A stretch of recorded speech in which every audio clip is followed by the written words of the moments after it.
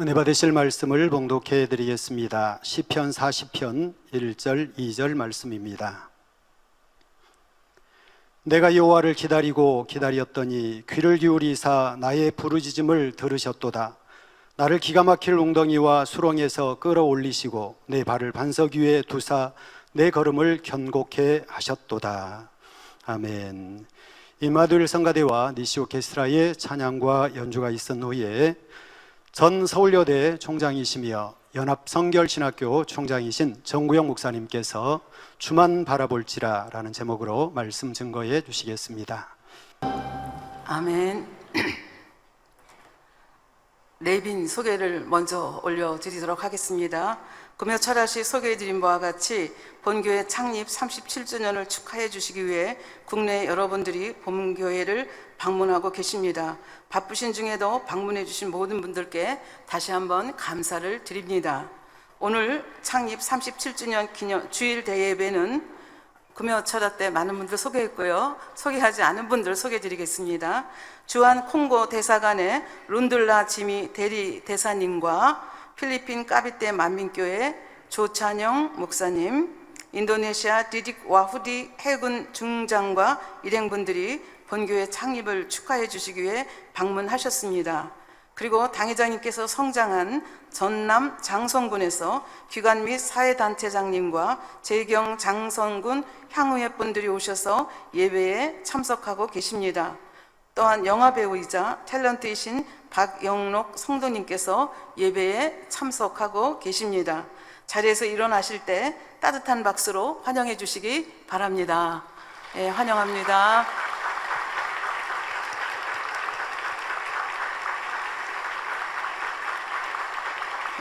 감사합니다. 앉으셔도 되겠습니다. 예. 오늘은 창립 37주년 기념 예배를 드리는 주일입니다. 제가 만마디 말을 하는 것보다 당회장님의 메시지를 전해드리면 감동이 만배나 더할 줄로 생각하고 당회장님 메시지를 전해드리도록 하겠습니다. 사랑하는 성도님들, 창립 37주년을 축하드립니다. 그동안 교회를 든든히 지켜주신 일꾼들과 성도님들 감사해요.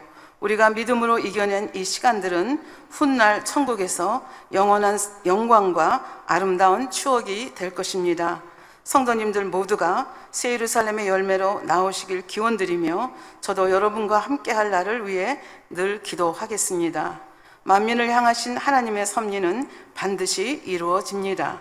행복한 창립 기념일 되세요. 성도님들 많이 보고 싶어요. 사랑해요. 2019년 10월 8일 당회장 이재록. 예, 감사합니다. 이렇게 또 메시지를 보내주셨습니다.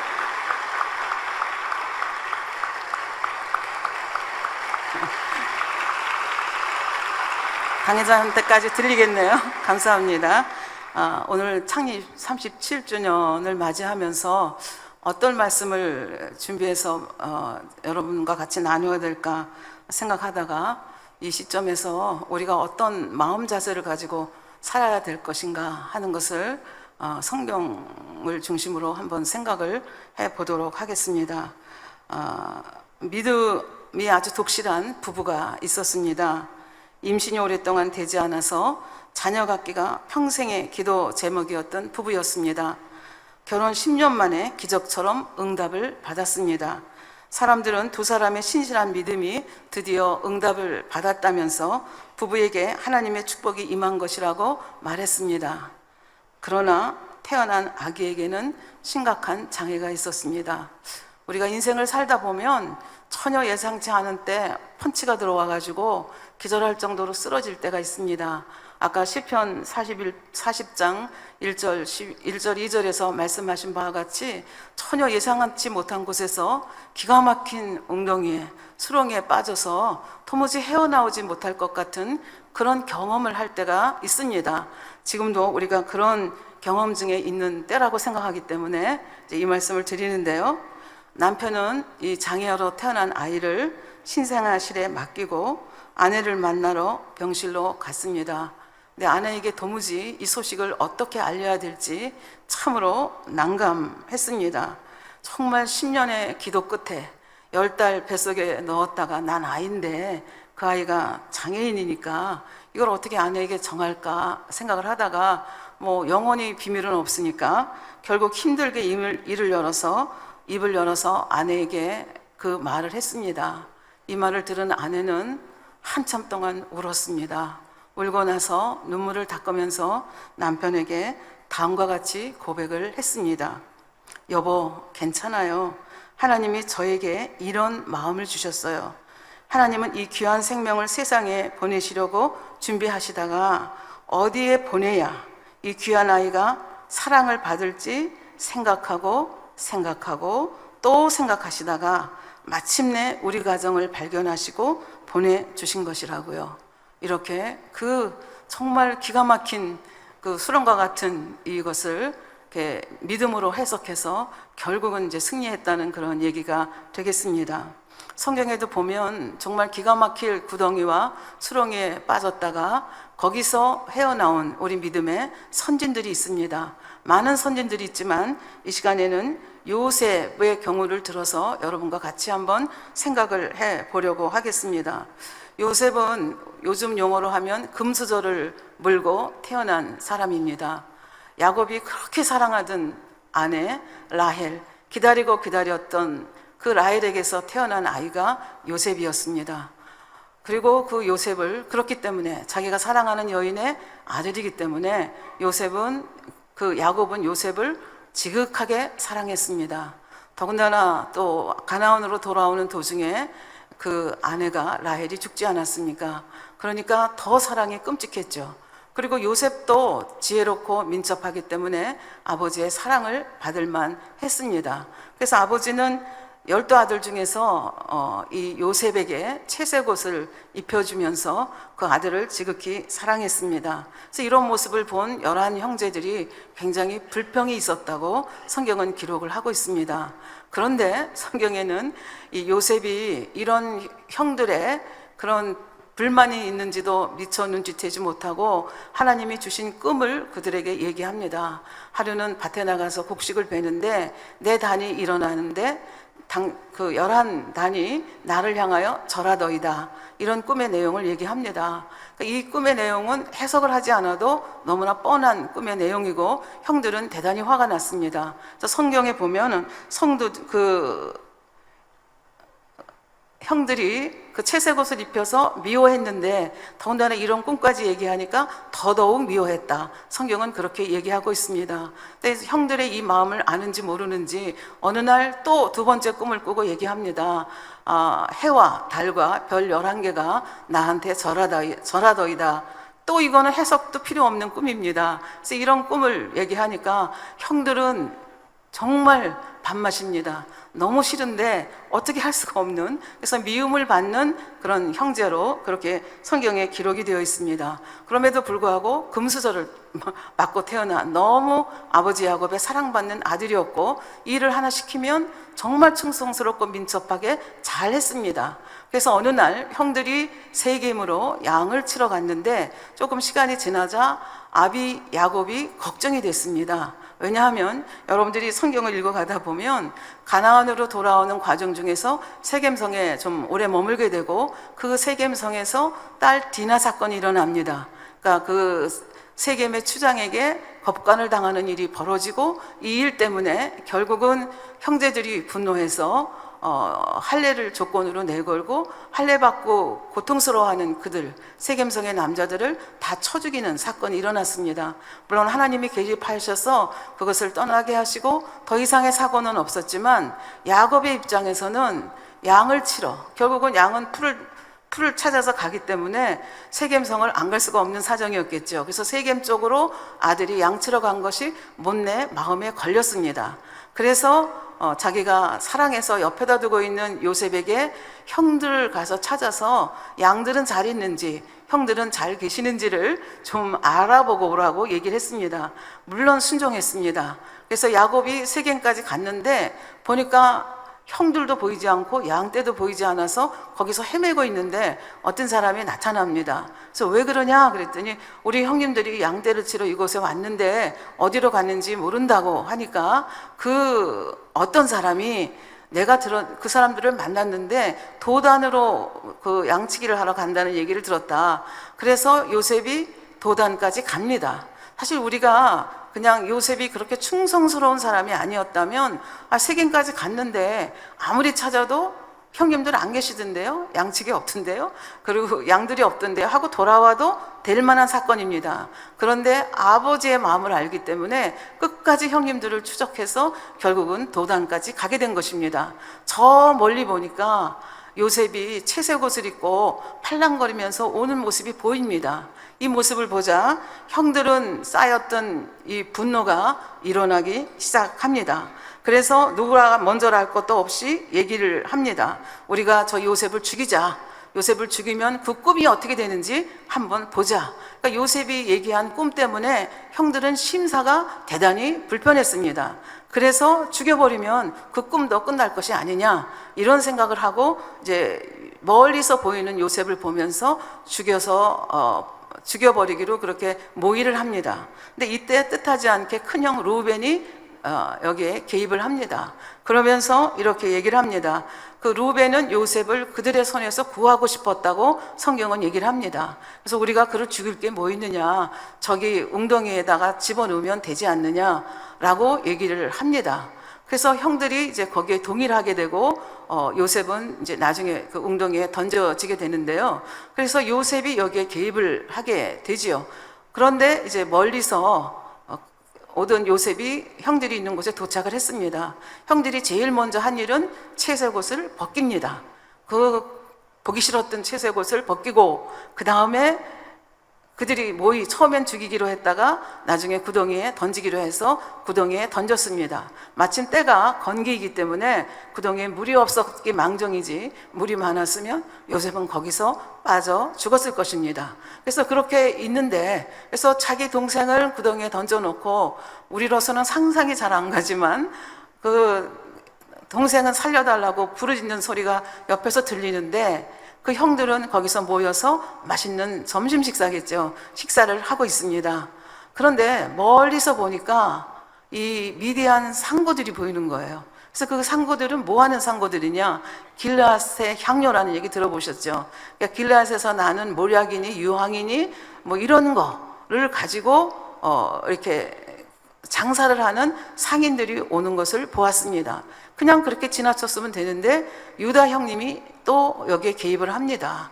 우리가 저 요셉을 죽여서 피 흘리게 하면 무슨 소용이 있느냐? 저기 상고 미디안 장사들이 오니까 그 장사들한테 요셉을 팔아버리자. 그런데 이상하게도 형들이 또 그 형제들이 거기에 동의를 하게 됩니다. 그래서 결국은 요셉은 그렇게 해서 미디안의 그 상인들에게 은 20개에 팔리고 그 요셉은 어디에 또 가게 되는가 하면 이 향료 장사들은 부자를 상대로 장사하는 사람들입니다. 그렇기 때문에 이제 애굽의 그 고위 관직들 하고 이제 관계가 많겠죠. 근데 그 중에 하나가 보디발의 집이었던 것 같습니다. 보디발은 바로의 시 대장의 집입니다. 그래서 거기서 요셉이 다시 보디발의 이제 종이 되는 그런 신세가 됩니다. 그래서 보디발은 아버지의 명령에 그렇게 순종해서 충실하게 일했던 것처럼 어디에 가든지 지혜롭고 민첩하게 내가 종이니까 시키는 것만 해야지 그렇게 한 것이 아니라 이 일을 찾아서 창의적으로 주도적으로 일을 합니다. 그러니까 보디발이 봤을 때 지금까지 보았던 종의 모습과는 너무나 다른 종의 모습을 보게 됩니다. 그리고 가만히 보니까 인격도 괜찮고 실력도 괜찮고 그리고 그 요셉이 들어온 이후로 자기 집에 엄청난 축복이 임하는 것을 깨닫게 됩니다. 그래서 그 요셉을 자기 집에 가정 총무로 세우게 되는 일이 벌어집니다. 조금 이제 살만하나 생각을 했는데 그 보디발의 아내가 이 아름다운 청년 요셉을 보고 매일마다 성경에 보면 눈짓을 했다고 되어 있습니다. 그러니까 유혹을 하는 거죠. 그 유혹을 이제 결과적으로 물리치다가 결국은 그 아내가 자기의 유혹에 넘어가지 않는 이 요셉을 엉터리 그러니까 자기를 겁간하려 했다고 하는 그 죄목을 가지고 결국은 옥에 그 남편한테 얘기하고 남편은 옥에다가 집어넣게 됩니다. 그래서 옥에 가서도 역시 이 사람은 또 거기 가서 또 충성스럽고 지혜롭게 일을 하니까 전옥의 눈에 띄게 되고 전옥이 모든 죄수를 그에게 맡기게 됩니다. 여기 지금 요셉이 들어가 있는 감옥은 왕의 죄수들이 다스리는 와서 치리를 받는 것입니다. 그런데 거기서 어느 날 그 바로의 술 맡은 관원장과 떡 맡은 관원장이 들어오게 되고 또 그들이 꿈을 꾸게 되고 그들이 그 꿈을 인하여 근심하는 것을 보고 요셉이 그들에게 묻습니다. 그리고 해석은 하나님께 있다고 얘기하면서 그들이 꾼 꿈을 해석을 해줍니다. 그 해석의 내용은 떡 맡은 관원장은 사흘 후에 사형이고 술 맡은 관원장은 복직이 된다는 그런 꿈이었습니다. 그래서 그 술 맡은 관원장에게 요셉이 부탁을 합니다. 나는 이렇게 왕의 죄수들이 갇혀야 할 이 감옥에 있어야 할 이유가 아무것도 없는 사람입니다. 저는 여차저차해서 여기까지 왔습니다. 그래서 바로 왕을 만나시면 저를 좀 신원해 달라고, 그렇게 해서 나를 좀 기억해 달라고 얘기를 했는데 이 술 맡은 관원장이 기억을 하지 않았다고, 잊어버렸다고 성경은 얘기를 하고 있습니다. 그래서 굉장히 금수저에서 어느 날 흙수저도 그런 흙수저가 없을 만큼 도무지 헤어나올 길이 없는 그런 구렁텅이로 굴러떨어져서 어떻게 길이 없는 그런 상태에 있습니다. 근데 하나님께서는 이때도 열심히 일하고 계십니다. 때가 되매 바로가 이상한 꿈을 2개나 겹쳐 꾸게 됩니다. 그리고 거기 애굽에도 박사들이 많지만 아무도 이 꿈을 푸는 사람이 없었습니다. 그러자 그 고민하는 바로 왕을 보면서 술 맡은 관원장이 만 2년 전에 자기 꿈을 해석했던 그 감옥에서 보았던 요셉을 기억해냅니다. 그 요셉을 불러들이게 되고 요셉은 그 꿈을 아주 간단하게 명료하게 해석을 하고 그리고 어떻게 이 문제를 해결할 것인가. 7년간의 풍년과 7년간의 흉년이 온다. 그런데 이것을 해결하기 위해서는 이리저리 해야 됩니다. 라는 방법론까지 제시를 합니다. 그래서 이에 감동한 바로 왕은 너보다 지혜로운 사람이 누가 있겠느냐 하면서 그 자리에서 이 죄수, 노예를 애굽의 제2인자, 총리로 부상시키는 것을 볼 수가 있습니다. 그럼에도 불구하고 요셉은 자기가 도대체 왜 여기까지 와 있는지, 요셉의 물론 그 애굽의 총리가 된 것은 인생의 엄청난 전환점이 된 것입니다.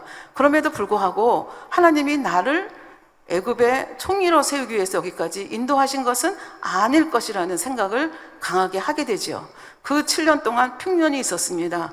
사람들은 그 풍년을 경험을 하면서 정말 풍년이네. 그리고 요셉이 얘기한 대로 그 수확물의 5분의 1을 세금으로 바칩니다.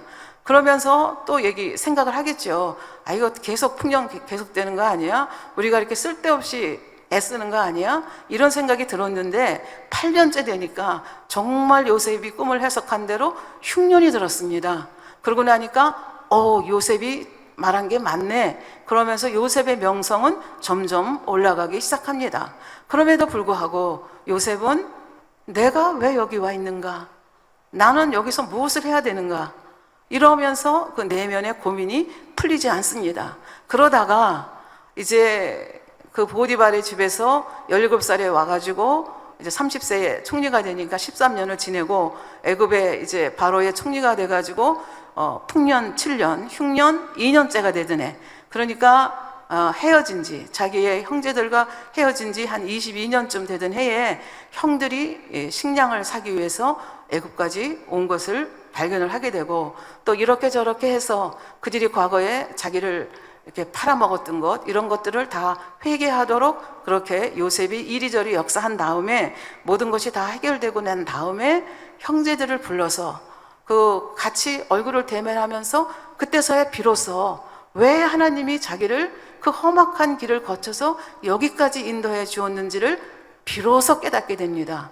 그래서 그 형제들에게 창세기 45장 4절부터 8절에 보면 이렇게 고백을 하고 있습니다.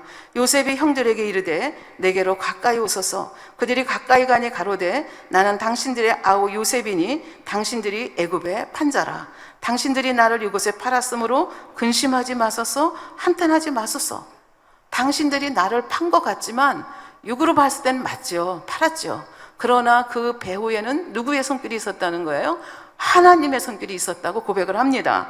하나님이 생명을 구원하시려고 나를 당신들 앞서 보내셨나이다. 그리고 앞으로 지금이 흉년 2년째니까 앞으로 5년간 더 흉년이 있을 것입니다. 그러니까 지금 왜 나를 이곳에 보내놓는가 생각하니까 우리의 생명을 구원하시기 위해서 지금 여기까지 하나님이 나를 인도하셨다는 거예요. 왜 생명을 구원합니까? 이 백성들이 아브라함에게 하나님이 약속하지 않으셨습니까? 땅을 약속하셨고 그 다음에 큰 민족을 이루어 가나안 땅에 들어갈 거 말씀하셨고 복을 받을 걸 복의 근원이 될 걸 말씀하셨잖아요. 그래서 그것을 이렇게 생각해 보니까 이게 형들은 악한 역할을 한 거죠. 그럼에도 불구하고 하나님은 그 악한 역할을 하는 자들의 손까지도 사용하셔서 하나님의 역사를 이루어 가시고 하나님의 섭리는 이렇게 정말 한치의 오차도 없이 이렇게 이루어진다. 우리의 생명을 구원하시기 위해서. 그래서 보면은 고센 땅에 있게 하고 고센 땅에서 애국 국민들과 이렇게 섞이지 않게 하시고 그것에서 400년을 지나면서 200만으로 인구가 늘어나서 백성이 형성되는 것을 우리는 알 수가 있습니다. 요셉은 그때서야 비로소 이 많은 구렁텅이에서 수렁에서 이렇게 나를 연단시키신 하나님의 뜻이 무엇인가를 비로소 발견을 하게 된 것입니다. 그러면 말이 20년이지 사실은 이런 긴 세월 동안을 도대체 요셉은 어떻게 버티고 견딜 수 있었을까라는 질문을 우리는 하게 됩니다. 그 비결이 오늘 말씀의 제목입니다. 주만 바라보았기 때문에 이것이 가능했습니다. 어떻게 주만 바라보았는가? 첫 번째는 아까 꿈 얘기 2가지 말씀드리지 않았습니까? 그 꿈이 하나님이 주신 꿈이기 때문에 그 꿈의 내용이 구체적으로 뭔지는 모르지만 그 꿈을 붙잡고 이 꿈을 이루어 주실 여호와 하나님을 붙잡았습니다. 그래서 그 꿈 때문에. 근데 그 꿈을 누가 주셨는가? 주 여호와 하나님께서 주셨죠. 주만 바라보았고, 또 하나는 지금처럼 성경이 있던 시대가 아닙니다. 그러니까 이 사람이 가지고 있는 영적인 지식이라고 하는 것은 증조 할아버지 아브라함, 할아버지 이삭, 아버지 야곱, 그때 굉장히 오래 살았잖아요. 그러니까 듣고 들었던 그것들이 지금 이해할 수 없는, 도대체 해석할 수 없는 이 고난의 구렁텅이에 빠져 있을 때 그 지식들을 생각하면서 아브라함이 어떻게 본토 친척 아비집을 떠났지? 기근을 피해서 애굽에 가서 그 시험에 빠졌을 때 어떻게 하나님께서 역사하셨지? 아들 이삭을 모리아산에 바치라고 했을 때 아브라함은 어떤 마음으로 바쳤지? 이삭은 어떻게 하나님 앞에 순종해서 100배의 축복을 받았다고 했지? 우리 아버지는 그 험악한 머슴살이를 어떻게 이겨내시고 약복강가에서 어떻게 깨어졌지? 이런 것들을 듣고 들었던 것들이 그 마음의 양식으로 쌓인 거죠. 그러니까 요즘 용어로 표현한다고 하면은 말씀을 그 마음속에 심고 있었기 때문에 이 아버지가 주신 주 여호와 하나님께 주신 꿈 플러스 그 조상들로부터 받아내린 그 영적인 지식들, 이것이 결국은 요셉으로 하여금 이런 엄청난 상황 속에서도 기가 막힌 웅덩이에서 수렁에서 도무지 헤어나올 것 같지 않은 거기에서 나올 수 있도록, 거기서 버틸 수 있도록 해주신 것이 바로 꿈과 영적인 말씀, 지식이라는 것을 깨닫게 됩니다. 얼마나 외로웠겠습니까? 얼마나 슬펐겠습니까? 포디발의 아내가 말도 안 되던 그 죄목을 씌워서 왕의 제수의 감옥에 들어갔을 때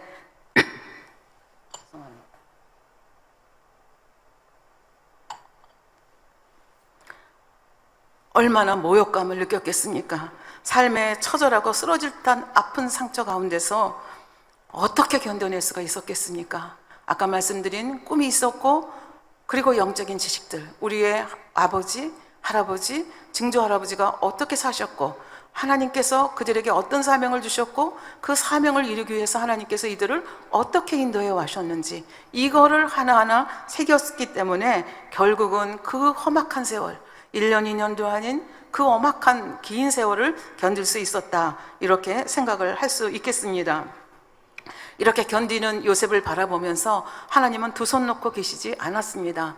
때를 따라 돕는 은혜를 주셨고 결국은 하나님의 섭리를 이루어 가시기 위해서 하나님도 1분 1초도 쉬지 않고 열심히 일을 하셨습니다. 어떻게 일하셨는지 한번 살펴보도록 하겠습니다. 아까 맏형 르우벤이 형제들이 잡아서 죽이자, 악한 짐승에게 잡혀서 죽었다고 하자, 그렇게 했을 때 별 볼 일 없는 맏형 르우벤이 여기에 개입이 됩니다. 개입이 되고 또 별 볼 일 없는 형님의 얘기를 그 형제들이 듣는 것을 볼 수 있습니다. 여기에 하나님의 역사의 손길이 있습니다. 만약에 형들의 말대로 그들이 처음에는 죽이자 그랬잖아요. 그리고 저의 꿈이 어떻게 되는지 보자고 왔잖아요. 그래서 그냥 그대로 죽였으면 요셉의 삶은 거기서 끝납니다. 근데 하나님은 요셉을 향하신 섭리가 있었기 때문에 거기서 끝나지 않게 하시고 구덩이에 던지게 하셨습니다. 근데 만일 르우벤이 계획한 대로 형들이 좀 어디로 간 다음에 요셉을 구덩이에서 건졌다고 합시다. 그래서 그 요셉을 건져서 아버지께로 돌리면 그냥 아버지의 사랑받는 금수저를 문 아들로 삶이 끝이 났을 것입니다. 그런데 이상하게 바로 그때, 밥 먹는 바로 그때에 하필이면 미디안 상인들이 지나갔습니다. 그 사람들이 노예 상인들이 아니고 향료를 파는 상인들이었습니다. 향료, 유향이라든지 모략이라든지. 이 향료는 누가 씁니까? 가난한 사람들 향수 못 쓰잖아요. 우리 샤넬 넘버 5 이런 거 잘 못 쓰잖아요. 지금은 그래도 대중화됐지만 이런 향료는 어떤 사람이 쓰느냐? 부유한 계급의 사람들이 씁니다. 그러니까 이 아라비아 상인들이 결국은 이 향료상이었고, 향료상은 그 향료를 가지고, 길르앗의 향료를 가지고 애굽으로 가서 애굽의 부자들이 고객이겠죠. 그렇게 해서 연결이 되는 거죠. 그러니까 하나님께서는 노예 상인에게 팔리지 않게 하시고 향료 상인에게 팔려서, 그 보디발은 시위대장이니까 고관 대자가 아닙니까? 그 집에 가서 결국은 그 요셉이 안착을 하게 하는 이런 역사를 하나님께서 베푸신 것을 볼 수가 있습니다. 그러니까 유다 형님 가만히 있으면 되는데 왜 갑자기 팔자고 했을까? 그리고 또 왜 형제들은 아무 이유 없이 거기에 그렇게 합시다 이렇게 했을까? 이게 다 우연인 것 같지만 사실은 우연이 아니고 하나님께서 얼마나 열심히 일하고 계신지를 우리가 그 배후에서 역사하시는 하나님의 손길을 볼 수 있다, 그런 말씀이 되겠습니다. 그 다음에 보디발이 자기 아내를 겁탈했다는 소식을 듣고, 더군다나 이 보디발의 아내가 남편이 들어오기 전에 동네방네 소문 다 내지 않았습니까? 하인들을 불러가지고 큰 소리를 치면서 그 옷을 흔들어가면서 다 동네방네 소문을 냈습니다. 그러니까 보디발은 사실은 이렇게 된 상황 속에서 보디발이 사실 종놈이잖아요. 더군다나 자기 아내를 겁탈하려고 한 사람이면 그 자리에서 즉결 처분해도 아무도 뭐라고 할 사람이 없습니다. 그런데 이상하게도 보디발은 즉결 처분하지 않고 자기 그 휘하에 있는 왕의 죄수들이 있는 감옥으로 이 요셉을 넣는 걸 볼 수 있습니다. 우리는 왜 그런지 나중에 보디발한테 물어봐야 되겠지만 혹자는 이렇게 얘기를 합니다.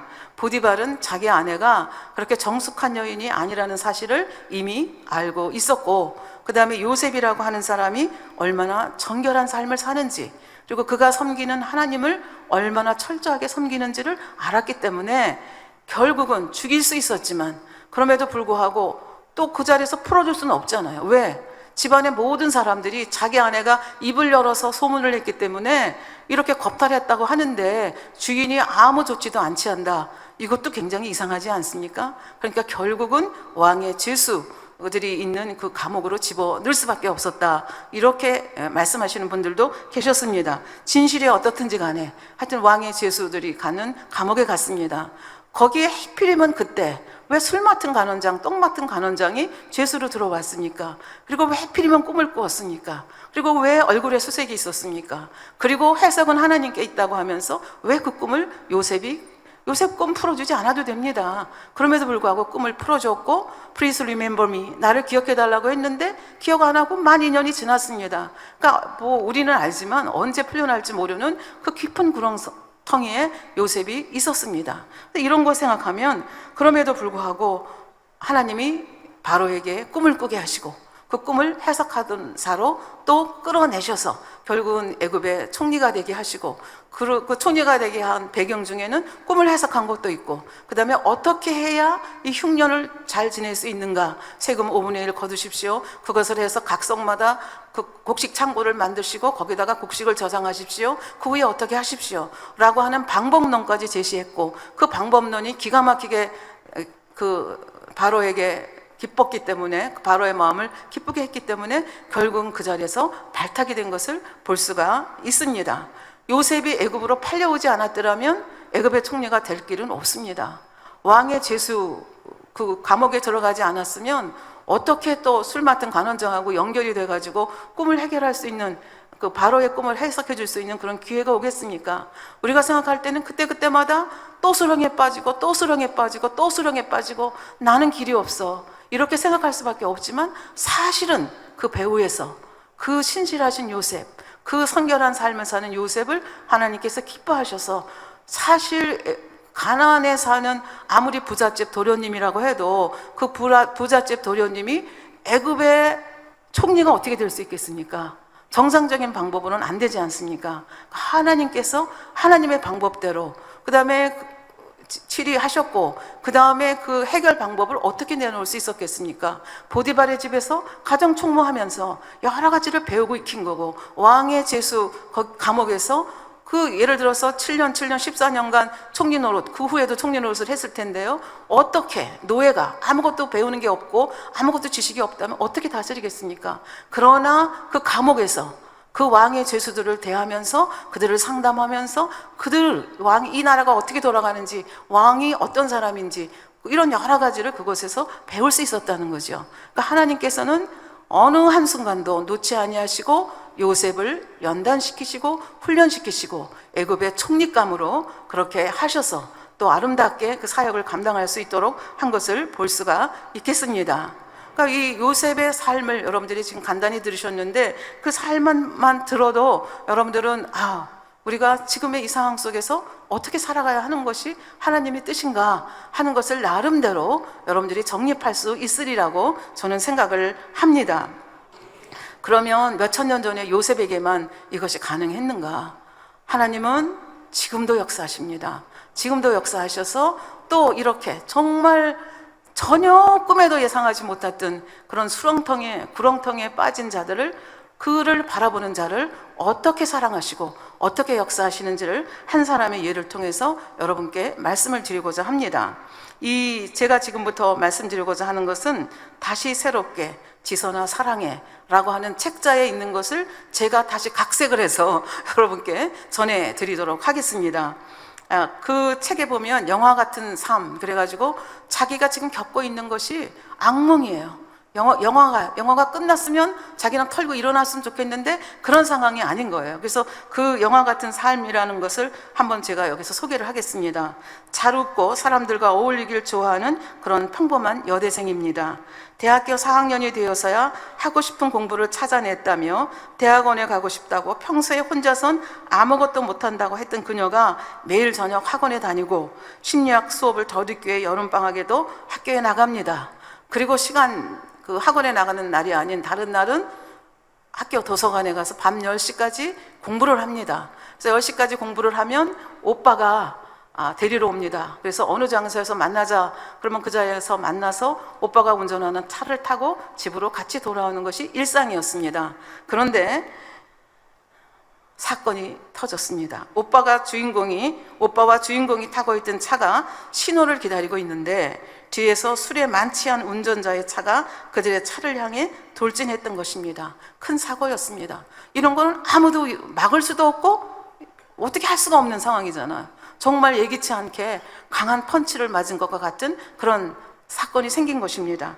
차에서 불이 나고 먼저 정신을 차린 오빠가 불길에서 휩싸인 채 기절한 동생을 꺼내고 불을 껐습니다. 그리고 몇 분이 지나지 않아 차는 폭발했습니다.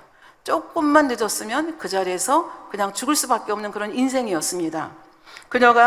그러나 너무 화상을 많이 입었기 때문에 사람들은 그녀가 살지 못할 것이라고 합니다. 설사 살게 되더라도 사람 꼴은 되지 않을 것이라고 합니다. 그러나 그녀와 그녀의 가족들은 오직 주님을 바라보며 주님을 바라보며 주위 사람들의 기도와 사랑으로 하루하루를 이겨냅니다. 그녀는 지옥이나 다름없었던 2달간의 중환자실 생활과 5차례에 걸친 피부 이식 수술을 받고 7개월 만에 집으로 돌아옵니다. 이것으로 끝났으면 얼마나 좋겠습니까?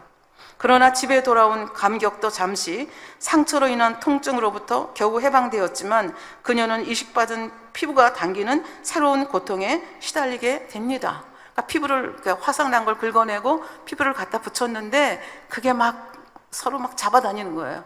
그러니까 경험하지 않으면 이런 걸 어떻게 알겠습니까?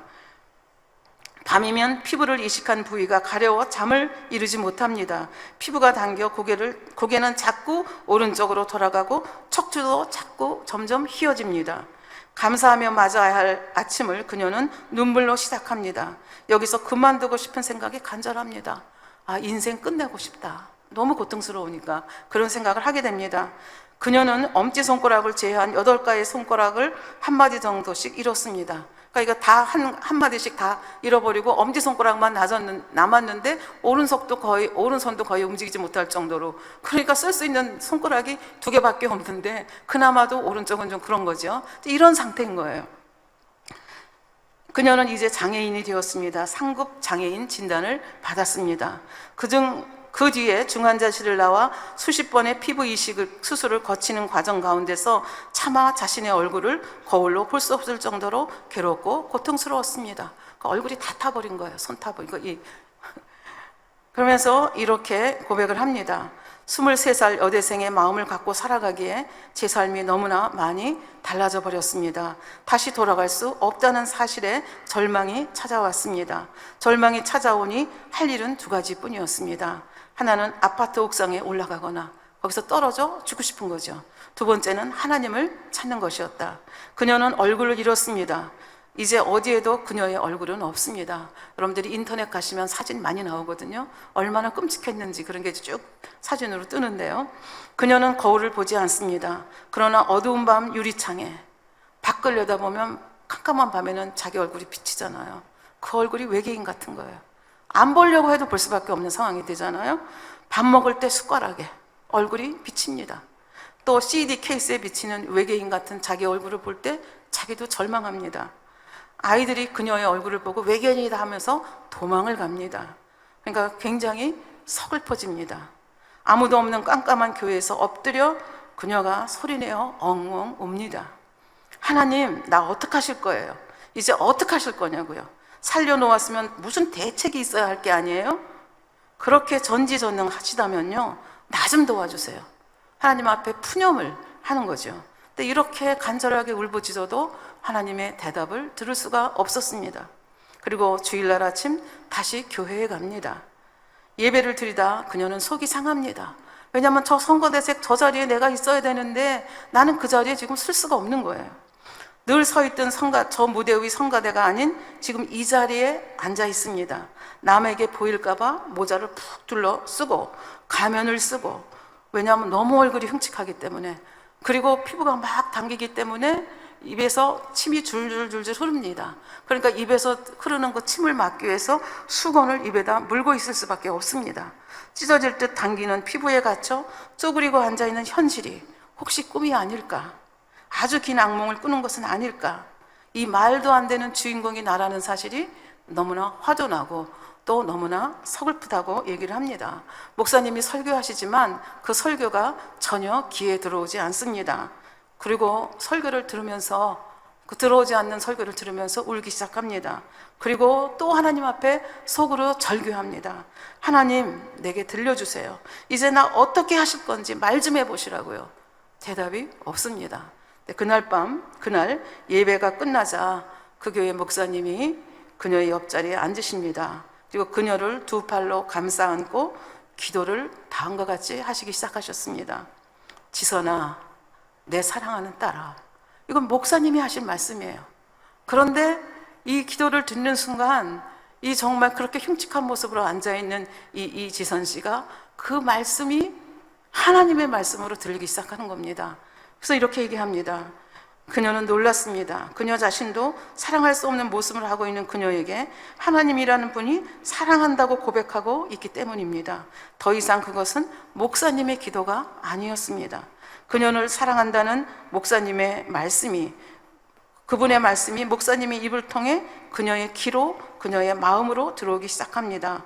그 목소리는 그녀를 위로하면서 다음과 같이 두 가지를, 현실적으로는 그 교회 목사님이 기도를 해주시고 계신데, 그 기도는 하나님이 자에게 주시는 마음, 그 약속으로 받은 거예요. 그래서 뭐를 약속했냐면 두 가지를 약속하셨어요. 그 목사님의 기도 속에서. 첫 번째는 내 너를 세상 가운데 반드시 세우리라. 내가 지금 뭐 외계인이라고 사람들이 다 도망가지만 내가 너를 다시 세우겠다. 두 번째는 그리고 힘들고 아프고 병든 자들에게 희망의 메시지가 되게 하리라. 이런 말씀을 주셨습니다. 자기의 현실을 생각하면 이게 그 목사님을 통해서 주신 이 약속의 말씀이 엉터당터하지 않습니다. 도무지 이루어질 것 같지 않습니다. 그럼에도 불구하고 이상하게 그 말씀이 믿어졌습니다. 성경 속에 살아계시다는 그분이 정말로 살아계신다면 이 말도 안 되는 약속이 이루어질 수 있을 거라는 믿음이 생긴 것입니다. 그러니까 이 믿음이 생기니까 행동이 달라지기 시작했습니다. 어떻게 달라지기 시작했는가? 그 기도를 들은 후, 목사님을 통해서 들려주신 하나님의 약속을 들은 후 8개월 동안 지난 8개월 동안 일어났던 그 삶을 글로 정리를 하기 시작했습니다. 이렇게 고백을 하고 있습니다. 덤으로 산다고 말하지만 죽지 못해서 던져버리신 인생이 아니라 기쁨도 슬픔도 느끼면서 하나님 날개 아래 지켜졌던 생명이었구나. 내가 한 것이 아니었구나. 이런 깨달음이 오기 시작합니다. 그래서 손끝, 아까도 말했지만 이게 키보드를 칠 수가 없습니다. 그러니까 엄지손가락으로 이게 키보드를 치면서 주님만을 바라보면서 그 주님과 나누었던, 그리고 자기가 깨달았던 것들을 하나하나 글로 정리를 하기 시작합니다. 그리고 이것을 하나님이 내 딸 지선아, 사랑하는 내 딸 지선아 이렇게 말씀하셨잖아요. 그게 제목이 됐습니다. 지선아 사랑해. 이것이 책 제목입니다. 그래서 이 책이 서적으로 출판이 됐고 이 책이 대박을 쳤습니다. 많은 사람들이 이 책을 통해서 엄청난 위로를 받게 되고 책이 엄청나게 팔렸습니다. 생각지도 않게 작가라는 타이틀을 거머쥐게 됐습니다. 그래서 고통이 너무 심할 때는 하나님 앞에 질문을 합니다. 예수님께서 화상의 고통을 아십니까? 이렇게 기도를 하는데 어느 날 고난 주간 그 묵상을 하는데 하나님께서 이런 음성을 들려주셨습니다. 지선아, 내가 느꼈던 살의 찢김과 찔림, 그 수치와 부끄러움, 그 공포와 두려움이 어떤 것인지 내가 다 알고 있다. 하나님이 알고 있다고, 우리 주님이 알고 있다고 그렇게 말씀을 하시니까 그동안에 흘렸던 눈물, 그동안에 괴로웠던 고통들이 다 씻겨서 나가는 느낌이었다. 이렇게 고백을 하고 있습니다. 그리스도 십자가 안에 어떤 고통도 안아주시는 진짜 사랑과 위로가 있음을 깨닫게 되었다고 그 책 속에서 고백하고 있습니다. 그러면서 그녀는 다음과 같은 고백을 또한 합니다. 너무나 기쁜 소식은 예수님께서 십자가 그 자리에서 죽음으로 끝나버리신 것이 아니라 부활하시고 승리하셨다. 예수님의 제자인 우리는 그 길을 따라 걷는 사람들이다. 이 길 끝에는 예수님처럼 분명히 승리가 있을 것을 믿는다. 이미 승리는 정해져 있으므로 지금 당장 그다지 승리하지 않는 것처럼 보이지 않을지라도 미리 감사하고 고난 중에도 기뻐할 수 있는 것이 우리 믿는 사람들의 특권이 아닌가, 이런 고백을 하고 있습니다. 그러면 하나님께서 이 자매에게 두 가지 약속을 해주셨는데 그 약속이 현실 속에서 어떻게 이루어졌는지를 간략하게 소개를 하도록 하겠습니다. 이분은 유아교육과 4학년 재학 중이신 2000년 7월 30일, 아까도 말했지만 음주운전자 차가 박아서 7중 충돌이 있었고 지금 이분은 전신 55%의 3도 화상을 입었습니다. 죽을 수밖에 없는 상황에서 하나님이 극적으로 고쳐주셨고, 그 다음에 중환자실, 또 피부 이식, 이런 험악한 세월을 지나면서 이제 오늘에 이른 거죠. 고통스러운 화상 치료와 수술이 이어졌지만 하나님께서 약속하신 약속 때문에 좌절하지 않았다고 고백합니다. 본격적인 화상 치료는 고통스러웠다. 온몸에 소독약을 바를 때, 그렇잖아, 소독약을 바르고 피부 이식하고 그래야 되잖아. 그럴 때는 차라리 미쳐버렸으면 하는 생각이 들 정도다. 굉장히 아프고 괴로웠다고 고백을 합니다. 그러나 현재 내가 너를 세상 가운데서 반드시 다시 세우리라. 힘들고 아프고 병든 자에게 희망의 메시지가 되게 하리라. 이 말씀을 하나님께서 그거간에 이루어주셨다는 거예요. 어떻게 이루어주셨는가? 다시 새롭게 지선아 사랑해, 그 책 290에서 291페이지에 보면 다음과 같은 이야기를 썼습니다. 어느 강연 후에 제게 찾아와 인사를 하셨던 분에게서 이메일 한 통을 받았습니다. 지선 씨는 나의 삶의 모티브라는 제목의 글이었습니다. 그분은 몇 년 전 병원에서 처음 퇴원을 하고 집에 돌아왔을 때쯤에 제 모습을 하고 있었습니다. 근데 이분도 심하게 화상을 당한 분이죠. 그분은 아마 제가 있었던 병원에서 제가 겪었던 수많은 전쟁을 똑같이 치르고 지금 막 퇴원을 하신 것 같았습니다. 그분이 이메일에서 이렇게 썼습니다. 지선 씨는 소나기가 퍼붓는 길을 걷고 있는 나에게 커다란 우산이 되어 주셨습니다. 절망할 수 없는 사람에게 희망의 메시지가 됐다, 이런 얘기가 되겠습니다. 그리고 책을 지선아 사랑해를 비롯해서 또 내거든요. 그래서 책 저자 사인회를 간다든지 또 강연회를 가면 의자가 부족할 정도로 사람들이 꽉꽉 차서 자신의 이야기를 들어주는 걸 보면서 그렇게 많은 사람들이 자기의 책을 읽고 자기 강연회에 참석해 준다는 것도 감사하지만 더 감사한 것은 절망의 끝에서 이제 나 어떡할 거냐고, 도대체 나 어떡하실 거냐고 하나님 앞에 부르짖었을 때 내가 너를 세상 가운데 반드시 다시 세우리라. 힘들고 아프고 병든 자들에게 희망의 메시지가 되게 하리라. 이 말씀이 지금 이런 상황을 통해서 이루어지고 있다는 얘기예요. 그래서 많은 사람들이 와가지고 그 강연을 들으면서 자기의 모습을 보면서 또 자기의 그 삶의 모습을 보면서 위로를 받는다는 거죠. 그래서 때로는 교도소에서, 때로는 병원에서, 그리고 치열한 삶의 현장에서 쓰인 수많은 사람들의 편지와 이메일을 받았다고 그렇게 고백을 합니다. 강연이 끝난 후 다가오셔서 인사를 청하시는 많은 분들의 눈 속에 눈물이 그렁그렁한 것을 보면서 감동을 받았다고 고백합니다. 그리고 두 손을 잡은 그 따뜻한 손의 온기를 느끼면서 감사를 느낍니다. 다정한 포옹에서 변하지 않는 진리와 진짜 희망을 나누는 일이 얼마나 귀하고 값진 일인지를 느낄 수 있다고 그렇게 쓰고 있습니다. 그러면서 지금 자기가 하고 있는 이게 너무나 멋지다고 그렇게 고백을 합니다. 인생의 바닥에서 쓰러져가는 누군가에게 힘이 되고 위로가 되고 희망이 된다는 것은 참 감사한 일입니다. 조금은 험난한 인생길이었지만 크고 작은 고단함이 우리 모두의 인생에 있으니 제 고통만이 가장 대단하고 힘든 것이었다고 말할 수 없습니다. 우리는 다 질은 다르지만 다 이런 고통 중에 때로는 정말 깊은 수렁에 빠질 때가 있다는 거죠. 나만이, 내 고통만이 최고가 아니라는 거예요. 누구나 그런 고통을 겪고 있는데 어떤 사람은 이런 모습으로, 어떤 사람은 저런 모습으로 살아가게 된다는 거죠. 그러니 이렇듯 별로 특별할 것도 없는 제게 이런 멋진 역할이 주어졌다는 것이 정말로 무한한 영광입니다. 이렇게 고백을 하고 있습니다. 그 모든 편지와 이메일과 만남을 통해서 또 하나 들려주시는 하나님의 목소리를 들었다고 얘기합니다. 지선아, 이거 봐. 그럼에도 불구하고 내가 얼마나 의미 있는 삶을 살고 있는지, 그러니까 자기 삶을 의미 있게, 내가 내 삶을 그렇게 의미 있게 해주지 않았느냐, 그런 깨달음을 하나님이 기도 가운데 주셨다, 그런 얘기입니다.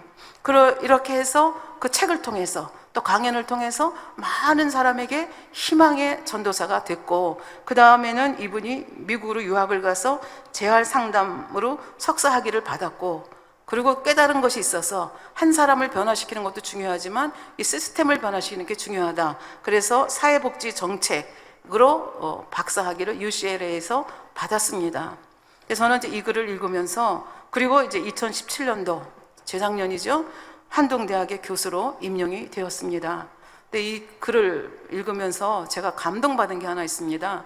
이분이 뭐 이렇게 유학을 갈 만큼 그런 가정 형편은 아니었던 것 같습니다. 근데 어떤 자리에서 어느 한 교회의 큰 교회 목사님을 만났는데, 그 목사님이 이 지선 자매에게 앞으로 뭐 하고 싶으냐 했더니 저 공부하고 싶습니다, 그렇게 얘기를 했을 때, 그러면 우리 교회에서 너를 뒷바라지 해주겠다. 그래서 이제 이분이 유학을 떠나게 됩니다. 그리고 참 너무나 멋지다고 생각한 것이, 이 목사님이 우리 교회에서 당신을 도와줬다고 해서 우리 교회에 대해서 돌아와서 우리 교회에서 사역을 한다든지 우리 교회에 대해서 부담을 느끼실 필요가 없습니다. 하나님께서 이끄시는 대로 마음껏 사역하십시오. 그렇게 해주셨다는 거예요. 그래서 굉장히 저도 감동을 받았습니다. 그래서 정말 하나님이 약속하신 약속이 다 이루어지지 않았습니까? 그러면 여기서 우리는 또 질문을 할 수 있습니다. 그러면 이지선 씨는 도대체 어떻게 해서 정말로 빠져나올 쉽지 않은, 불가능하다고 생각하는 그 깊은 수렁에서 어떻게 그걸 견디고 버티고 헤어나올 수 있었을까라는 질문을 우리가 하게 됩니다. 거기에 보면 본인이 이렇게 고백을 하고 있습니다. 결국 주를 바라보는 삶이 우선입니다. 모두를 저보고 인생이 끝났다고 했습니다. 하지만 인생의 끝바닥에서 끝바닥이라고 하는 그곳에서 저는 새로운 꿈을 꾸기 시작했습니다. 피부도 없는 몸으로 병원 침대에 누워서 정말 꿈 같은 꿈을 꾸었습니다. 여기서 살아나간다면 나 같은 사람들을 도와줄 수 있는 공부를 하고 싶다, 이런 꿈을 꾸었다는 거죠. 아마 그때 병원에는 제가 제정신이 아니라고, 현실을 몰라도 너무 모른다고 헛된 꿈을 꾸는 저를 가엾다고 할 사람도 있었을 것입니다. 그런데 그 헛된 꿈을 못 본 채 하지 아니하시고 그 꿈이 이루어지도록 만들어주신 분이 계십니다. 그분은 바로 저는 꿈꾸었고 우리 주님이 그 길을 만들어주셨습니다. 이런 고백을 하고 있습니다. 그러면서 이지선 씨는 또 얘기합니다. 주님을 바라보는 삶이 중요하다는 얘기하고, 두 번째는 학생들에게 단순히 지식만 전달하는 것이 아니라 그 학생들이 전하고 싶은 말이 꼭 있다고 하면서 이렇게 얘기를 합니다. 세상을 변화시키려는 비전 이전에 세상이 다 변해도 변하지 않는 정체성을 가져야 한다 라고 학생들한테 얘기하고 싶고, 학생들이 그 정체성을 가지고 살기를 바란다는 거죠. 그럼 그 정체성이라고 하는 것은 무엇인가? 나는 하나님의 자녀다. 그것도 하나님이 사랑한다고 고백해 주시는 사랑받는 자녀다. 그리고 하나님은 나를 지키시는 자다. 그러니까 하나님은 졸지도 아니하시고 주무시지도 아니하시고 지키신다고 말씀하셨잖아요. 그 말씀을 액면 그대로 받는 거예요. 그러면 어떤 상황이 온다 할지라도, 인간적으로 볼 땐 도무지 어떻게 나올 수 없는 그런 상황이라 할지라도 이 마음을 굳건하게 지키고 믿음을 지키고 주를 바라보며 간절히 부르짖을 때 하나님께서는 그 꿈을 이루어 주신다. 우리가 요셉의 경우를 통해서도 볼 수 있고, 21세기라고 하는 요즘에도 이런 꿈이, 사실 어떻게 이런 꿈이 이루어질 수 있겠습니까? 그럼에도 불구하고 이런 꿈이 이루어지고 있는 것을 우리는 볼 수 있습니다. 결론을 내도록 하겠습니다. 요셉은 그 험악한 세월을 다 지나고 난 다음에 바로 하나님의 섭리를 발견한 것이 아니라 수십 년이 지난 후에야 비로소 왜 하나님이 나를, 형들이 악한 역할을 하게 한 거죠. 그래서 여기다 파시고 이렇게 험악한 세월을 지내게 하셨는가? 거기는 하나님의 은혜고 하나님의 사랑이고 하나님의 섭리가 있었다는 것을 그 입술로 고백을 합니다. 왜? 백성들의 생명을 살리려고. 그래서 아브라함에게 주셨던 약속, 이삭에게 주셨던 약속, 우리 아버지 야곱에게 주셨던 약속이 나를 통해서, 나에게도 이런 조상에게 주셨던 사명이 나에게까지 연결이 되어서 나를 통해서 이 애굽 땅으로 이주하게 하시고 고센 땅에 살게 하시고 수많은 백성들로, 민족들로 거듭날 수 있도록 이렇게 하는 그 하나님의 그 깊은 섭리를 깨닫게 되는, 그래서 그것을 고백하는 것을 볼 수가 있습니다. 아까 또 이지선 씨에 대해서 말씀드렸는데요. 그분이 하신 고백을 말씀드리겠습니다. 누구도 예기치 못했고 계획한 적도 없고 꿈꾼 적은 더더욱 없지만 그 사고는 제게 새로운 꿈을 꾸게 해주셨습니다. 이런 고백이 그냥 나오는 게 아닙니다. 정말 썩고 눈물과 고통의 골짜기를 지난 사람이 할 수 있는 고백입니다.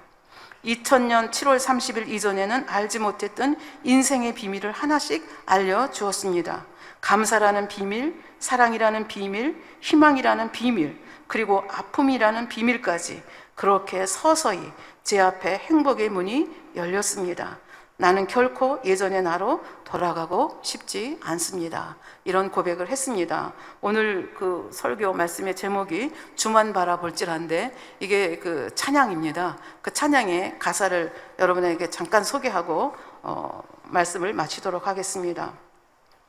하나님의 사랑을 사모하는 자, 하나님의 평안을 바라보는 자, 너의 모든 것 창조하신 우리 주님이 너를 얼마나 사랑하시는지, 하나님께 찬양과 경배하는 자, 하나님의 선하심을 닮아가는 자, 너의 모든 것 창조하신 우리 주님이 너를 자녀 삼으셨네. 하나님 사랑의 눈으로 너를 어느 때나 바라보시고 24시간 나를 바라보시고 하나님 인자한 기로서 언제나 너에게 귀를 기울이시냐니 어두움에 밝은 빛을 비춰주시고 너의 작은 신음에도 응답하시니 아버지 말 못해도 그걸 아버지가 아신다는 거야. 너의 작은 신음에도 응답하시니 너는 어느 곳에 있든지 주를 향하고 주만 바라볼지라. 너는 어느 곳에 있든지 주를 향하고 주만 바라볼지라.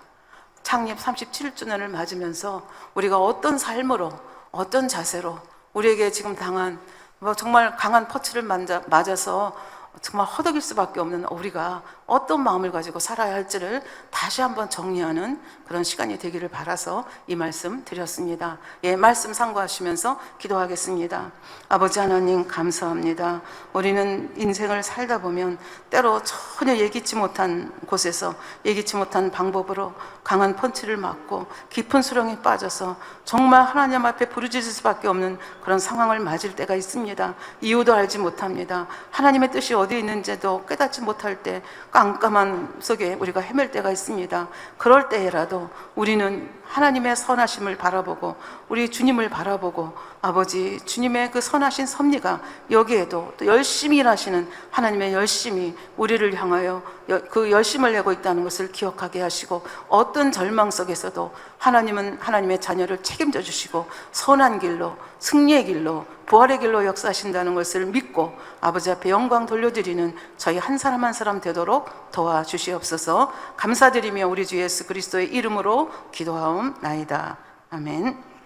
영상을 통해서 당사자의 환자 기도를 받으실 때 아픈 분들은 아픈 곳이나 연약한 곳에 손을 얹고 기도 받으시고 아프지 않은 분들은 가슴에 손을 얹고 마음의 손을 위해 기도 받으시기 바랍니다. 할렐루야. 전능하신 사랑의 아버지 하나님, 이 시간 기도받는 모든 성도님들 위해 안수하여 주옵소서. GCN과 인터넷과 화상을 통해 기도받는 지교회와 지성전 그리고 전 세계 하나님의 자녀들 위에도 시공간을 초월하여 역사하여 주시기를 원합니다. 믿어지는 믿음을 주시고 부정적인 생각과 의심의 세력을 물리쳐 주옵시며 모든 시험 환난도 물리쳐 주옵소서. 머리부터 발끝까지 오장육부 뼈 마디마디 온몸의 신경 조직 세포 등 아픈 곳마다 성령의 불로 태우시고 근본의 빛으로 역사하여 주옵소서. 예수 그리스도의 이름으로 명하노니 원수마귀 사단 모든 질병 균 연약함아 물러가라. 빛이여 임하라. 모든 불치 난치병도 성령의 불로 태워 깨끗게 하여 주옵소서. 말라리아를 비롯한 모든 풍토병도 물리쳐 주옵소서. 감기, 기침, 열, 몸살, 독감 등 각종 유행성 질병도 다 물러가라. 어떠한 유행성 질병 균도 틈타지 않게 지켜 주옵소서. 위암, 폐암, 간암, 유방암, 자궁암, 대장암, 피부암 등 각종 암과 에이즈, 백혈병, 뇌졸중, 고혈압, 저혈압, 심장병, 폐병, 위장병, 당뇨, 부인병, 피부병, 갑상선 질환과 모든 염증도 깨끗게 하여 주옵소서. 소아마비, 중풍, 관절염, 디스크도 온전케 하여 주옵소서. 요통, 두통, 신경통을 비롯한 모든 통증은 사라질지어다. 간질, 자폐증, 우울증, 조울증, 노이로제 등 모든 정신질환도 물러가라. 모든 마비된 것도 풀어지고 일어나 걷고 뛸지어다. 눈도 잘 보이게 하옵시고 귀도 잘 들리게 하여 주옵소서. 소경은 눈을 뜨고 기머거리는 들으며 벙어리는 말할지어다. 각종 사고, 후유증도 깨끗게 하시고 부러진 뼈도 붙여 주옵소서. 화상 입은 것도 온전케 하옵시고 화기암 물러가라. 열도 물러가라. 아버지 흉터 나지 않게 역사해 주시기 원합니다. 마약을 비롯하여 각종 약물과 독극물 중독도 깨끗함을 입을지어다. 죽은 신경과 세포가 살아나며 죽은 자도 살아나게 하여 주옵소서. 잉태의 축복도 주시기를 원합니다. 잉태의 축복을 받으라. 예수 그리스도의 이름으로 명하노니 원수마귀 사단아 하늘 공중 곳에 잡은 악의 영들아 물러가라. 그의 사자들도 물러갈지니라. 이 땅의 악한 영, 더러운 영, 거짓되고 간사한 영, 의간질하고 미혹하는 모든 어둠들은 물러가라. 모든 흉악의 결박을 풀고 어둠아 물러가라. 빛이여 임하라. 아버지 하나님, 부르짖어 기도할 수 있는 능력을 주시고 죄를 버리고 성결될 수 있는 능력을 주옵소서. 영혼이 잘됨같이 범사에 잘되게 하시고 가정의 복음화도 이루어 주시기를 원합니다. 한 주간도 모든 사고와 재앙으로부터 지켜주시고 불통이 없는 형통한 삶을 살 수 있도록 축복해 주옵소서. 성령의 불담으로 천군 천사와 주님의 불꽃 같은 눈동자로 모든 하나님의 자녀들과 가정, 일도, 사업들을 지켜주시기를 원합니다. 학생들에게 지혜와 명철을 더하시고 공부할 수 있는 뜨거운 마음과 열정도 더하여 주옵소서. 마음과 생각을 세상에 빼앗기지 않도록 지키시고 하나님을 뜨겁게 사랑하는 학생들로 축복하여 주옵소서. 하나님의 자녀들이 먹으나 마시나 입으나 무엇을 하든지 하나님 앞에 영광 돌리는 삶이 되게 축복하여 주시기를 원합니다. 나는 하나님을 만났노라, 체험했노라, 응답 받았노라, 축복 받았노라 간증하는 입술이 되게 역사하여 주옵소서. 아버지 하나님 감사합니다. 홀로 영광 받으옵소서. 우리 주 예수 그리스도의 이름으로 기도하옵나이다. 아멘. 涙の中おらる主愛の主それは命与える救いの